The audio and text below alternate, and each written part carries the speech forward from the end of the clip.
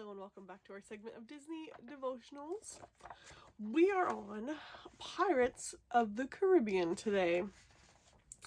It's time to move to a new land in the Magic Kingdom. This new land contains 5 rides or attractions that are all pretty enjoyable, some of which are quite popular among park guests.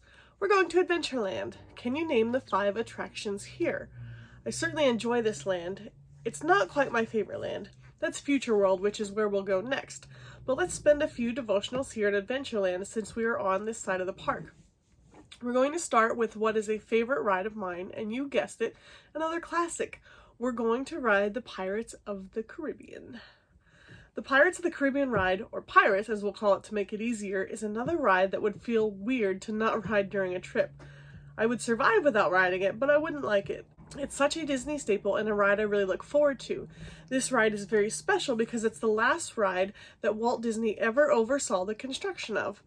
It opened 3 months after his death in Disneyland. The Walt Disney World version opened a few years later in 1973. The attraction gave rise to the famous song Pirate's Life for Me and even led to a popular film series starring Johnny Depp. The Disneyland version lasts 15.5 minutes, while the Walt Disney World version only lasts 8.5 minutes. Well, I want to go on the Disneyland one. I will say that I enjoy the Disneyland version of this ride a lot better, not just because it's longer, but because a portion of it goes outside and through a restaurant there. That's neat. There are many other fun facts about pirates.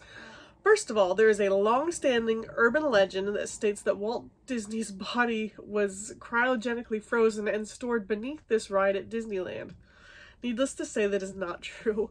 When the Disneyland version first opened, Imagineers were able to obtain real human skeleton remains from the UCLA Medical Center and use the bones in decorating the ride.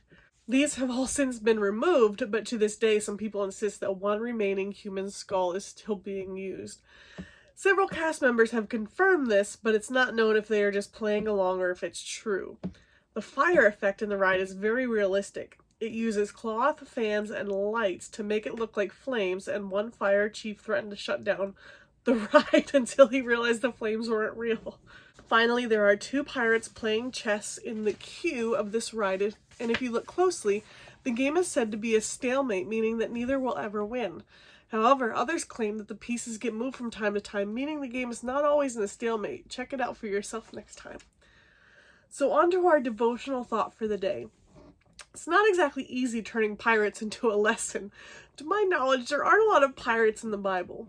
That being said, there is one scene in this ride at Walt Disney World that does lead me to a very important lesson in Scripture. One of my favorite parts of the ride is when your boat enters a fairly large room right after going down a dark, steep hill. In this room, you are surrounded by a large ship on one side and a firing army on the other. In other words, you are caught in the middle as the 2 sets of pirates are firing on each other. Cannonballs and bullets seem to fly across your boat and splash in the water all around you. Many children who have never ridden before get a little nervous during the scene and bury their heads in fear. Have you ever considered that this scene is how our life in sin is? We are constantly surrounded by sin and temptation. As I've mentioned before, Satan is very good at what he does. He is good at finding our weaknesses and filling our lives with temptation. Unfortunately, we often give in to temptation and participate in sin because, like that scene in the ride, we are surrounded by it. It is flying and splashing all around us, and our fear causes us to give in. Luckily, as always, there is a verse in the Bible to help us when all seems lost. 1 Corinthians 10:13 reads, "No temptation has ever overtaken you that is not common to man. God is faithful, and he will not let you be tempted beyond your ability. But with the temptation, he will also provide the way of escape, that you may be able to endure it." Isn't that amazing? Isn't God so good? Despite the fact that we often give in to sin, let God down, stray from that path, and continue to ask for forgiveness, God always gives us a way out. He also tells us in Hebrews 2:18 that Jesus will help us out of temptation because he dealt with temptation firsthand when Satan tempted him in the wilderness. Just like our boat in the attraction, there is always a way out. We sail right through all that sin and scariness and come out on the other side of the room. We aren't trapped.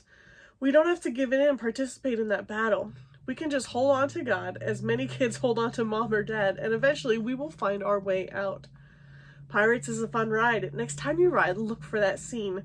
Remember when you are traveling through that room and there's a battle all around you, that God is going to give you a way out. You don't have to be a part of all that sin. You aren't trapped. God gives you an out. Look for it. Find it. Thank you for joining me for that one today, and I will see you next time. Bye.